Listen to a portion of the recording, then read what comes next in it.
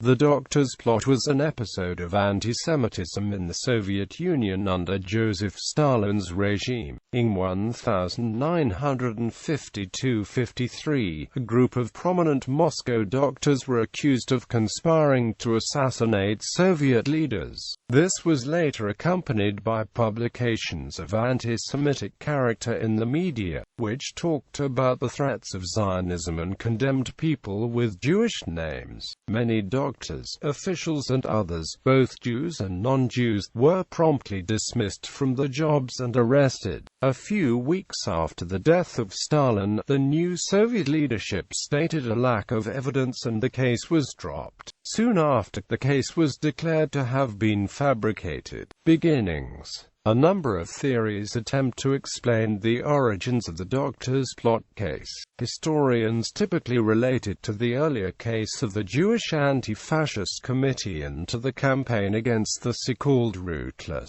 cosmopolitans in the second half of the 1940s, as well as to the power struggle within the Soviet leadership during that time. In 1951, Ministry for State Security investigator Mikhail Ryumin reported to his superior, Viktor Abakumov, minister of the MGB, that Professor Yakov Ettinger, who was arrested as a bourgeois nationalist with connections to the Jewish Anti-Fascist Committee, had committed malpractice in treating Zhanov and Sherbakov, allegedly with the intention of killing them. However, Abakumov refused to believe the story.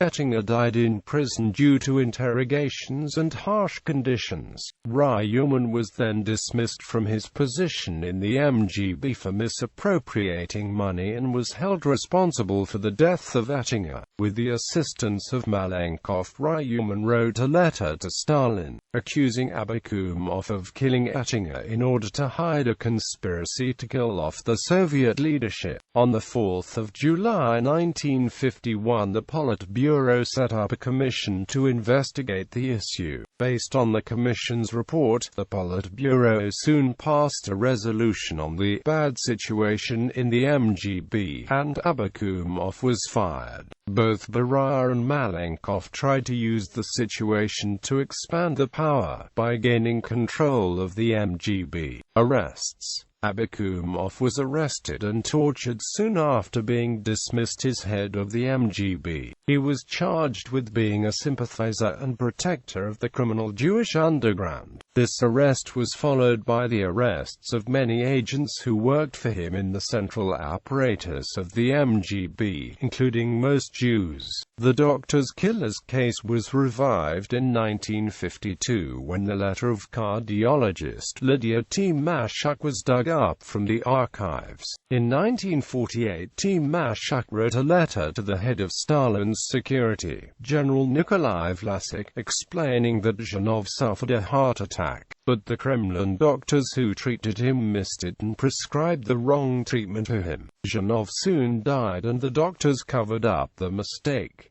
The letter, however, was originally ignored. The Kremlin doctors involved in the cover-up were to be arrested, but they were all Russian. To keep the conspiracy as Zionist, Ryumin and Semen Ignatiev, who had succeeded Abakumov as head of the MGB, had the Jewish doctors Ettinger supposedly specified also added to the arrest list. Many of them, like Miron Vovsi, had been consulted by the Kremlin's medical department. Their arrests started in September 1952.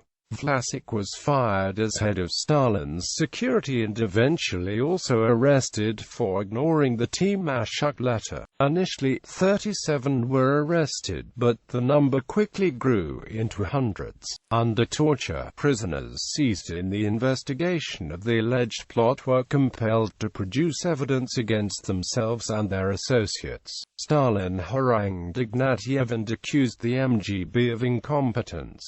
He demanded that the interrogations of doctors already under arrest be accelerated. Stalin complained that there was no clear picture of the Zionist conspiracy and no solid evidence that specifically the Jewish doctors were guilty. Newly opened KGB archives provide evidence that Stalin forwarded the collected interrogation materials to Malenkov, Khrushchev and other potential victims of Doctor's plot.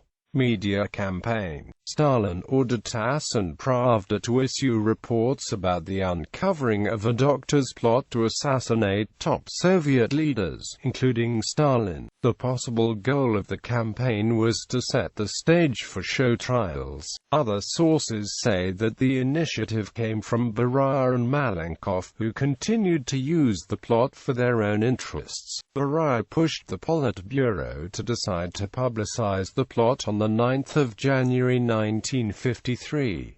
For him it was especially important that the doctor's plot got more attention than the Mingrelian affair, which personally affected him. On January 13, 1953, some of the most prestigious and prominent doctors in the USSR were accused of taking part in a vast plot to poison members of the top Soviet political and military leadership. Pravda, the official newspaper of the CPSU, reported the accusations under the headline "Vicious Spies and Killers Under the Mask of Academic Physicians." Today the TASS news agency reported the arrest of a group of saboteur doctors. This terrorist group, uncovered some time ago by organs of state security, had as their goal shortening the lives of leaders of the Soviet Union by means of medical sabotage. Investigation established that participants in the terrorist group, exploiting the position as doctors and abusing the trust of the patients, deliberately and viciously undermined the patient's health by making incorrect diagnoses, and then killed them with bad and incorrect treatments, covering themselves with the noble and merciful calling of physicians, men of science. These fiends and killers dishonored the holy banner of science. Having taken the path of monstrous crimes, they defiled the honor of scientists. Among the victims of this band of inhuman beasts were comrades A.A. Zhdanov and A.S. Sherbakov. The criminals confessed that, taking advantage of the illness of comrade Zhdanov, they intentionally concealed a myocardial infarction, prescribed inadvisable treatments for this serious illness and thus killed comrade Zhdanov. Killer doctors, by incorrect use of very powerful medicines and prescription of harmful regimens, shortened the life of comrade Sherbakov, leading to his death. The majority of the participants of the terrorist group were bought by American intelligence. They were recruited by a branch office of American intelligence, the International Jewish Bourgeois Nationalist Organization called JOIN. The filthy face of this Zionist spy organization, covering up the vicious actions under the mask of charity, is now completely revealed. Unmasking the gang of poisoner doctors struck a blow against the International Jewish Zionist Organization. Now all can see what sort of philanthropists and friends of peace hid beneath the signboard of JOIN. Other participants in the terrorist group were discovered, as has been presently determined, to have been long-time agents of English intelligence, serving it for many years, carrying out its most criminal and sordid tasks. The bigwigs of the USA and their English junior partners know that to achieve domination over other nations by peaceful means is impossible. Feverishly preparing for a new world war, they energetically send spies inside the USSR and the People's Democratic countries. They attempt to accomplish what the Hitlerites could not do, to create in the USSR their own subversive fifth column. The Soviet people should not for a minute forget about the need to heighten the vigilance in all ways possible, to be alert for all schemes of warmongers and their agents, to constantly strengthen the armed forces and the intelligence organs of our government. Among other famous names mentioned were Solomon Michaels, who was called a well-known Jewish bourgeois nationalist. Mironov C.V., Vinogradov, Mikhail Kogan, Boris Kogan, P. Yegorov A. Feldman, Jakov Ettinger A.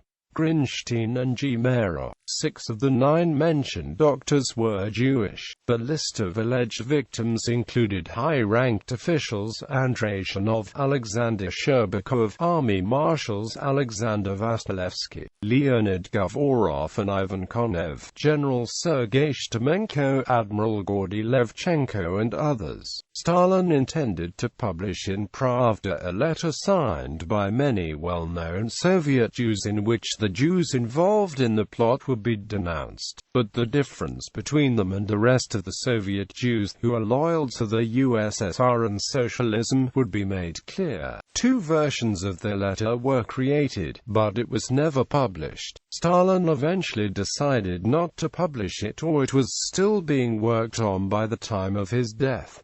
Stalin's death and the consequences. After Stalin's death on March 5, 1953, the new leadership quickly distanced itself from the investigation into the plot. The charges were dismissed and the doctors exonerated in a March 31 decree by the newly appointed Minister of Internal Affairs, Lavrentiy Beria, and on April 6, this was communicated to the public in Pravda.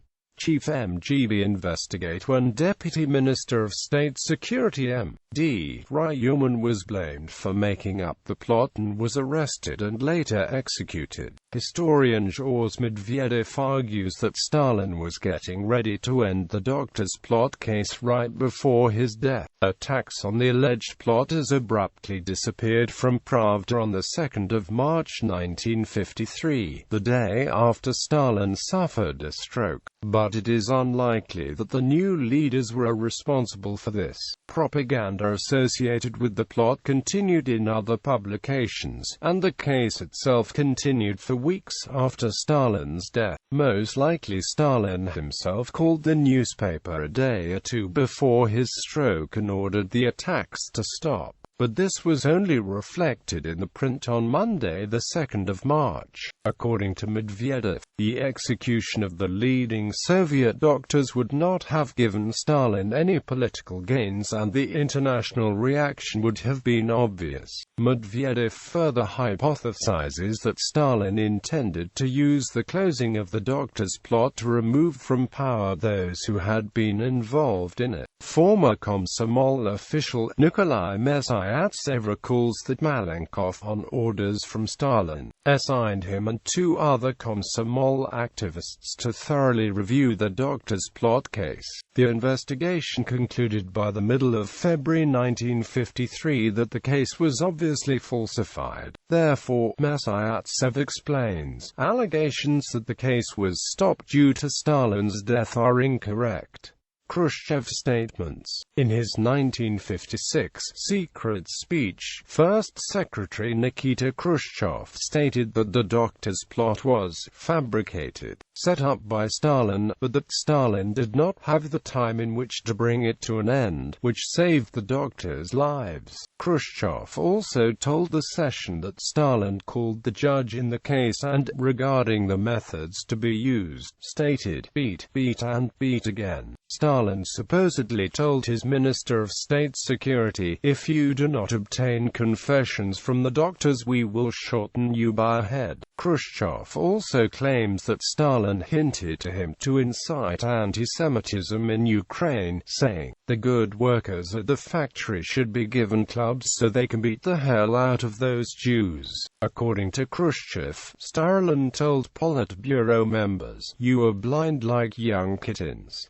What will happen without me? The country will perish because you do not know how to recognize enemies.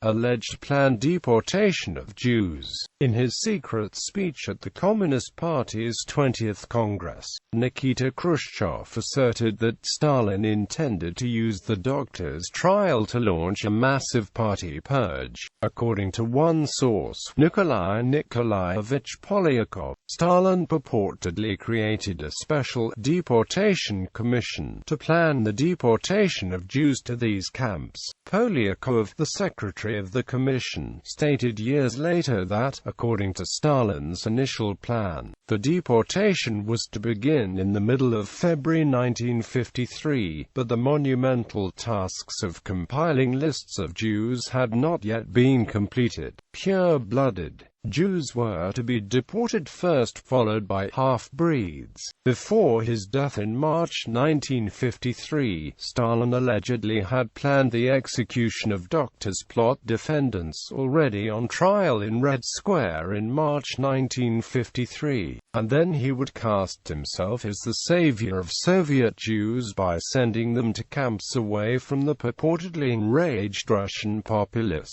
There are further statements that describe some aspects of such a planned deportation. Others argue that any charge of an alleged mass deportation lacks specific documentary evidence and that attempts to move the then geographically assimilated Jewish population would not have comported with Stalin's other post-war methods. Yakov Ettinger said that he spoke with Bulganin, who told him about plans to deport Jews. Ettinger's credibility was questioned, however, when he claimed to have published a previously unpublished letter to Pravda signed by many Jewish celebrities and calling for Jewish deportation. The alleged original two versions of their letter have been published in Istoknik and other publications. Not only did they lack any hint of a plan to deport Jews to Siberia, they called for the creation of a Jewish newspaper. The alleged text of the famous letter serves as an argument against the existence of the deportation plans. Ettinger was asked to publish the notes taken during his alleged meetings with Bulganin, but they are still unpublished. 4 large camps were built shortly before Stalin's death in 1953 in southern and western Russia, with rumors swirling that they were for Jews, but no directive exists that the camps were to be used for any such effort.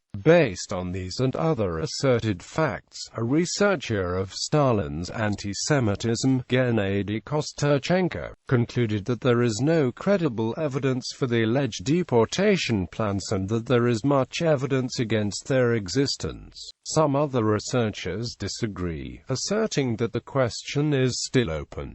According to historian Samson Madayevsky, the deportation was definitely considered, and the only thing in doubt is the time frame. He also said that Stoichenko himself said that the deportation might have happened later on. According to Georges Medvedev, such a massive deportation would have been very difficult. It required the creation of specialized departments in the security ministries and the building of infrastructure for settling the deportees. There are no signs that any of this was started, and this could not all have been authorized by just verbal orders. Furthermore, Medvedev points out that many Soviet Jews were assimilated into Soviet society and had feelings of patriotism towards the USSR rather than Israel. The deportation would have also had a destructive effect on healthcare, the education system, science, culture, filmmaking and other important fields of public life. The prevailing opinion of many scholars outside the Soviet Union, in agreement with what Khrushchev said, is that Joseph Stalin intended to use the resulting doctors' trial to launch a massive party purge.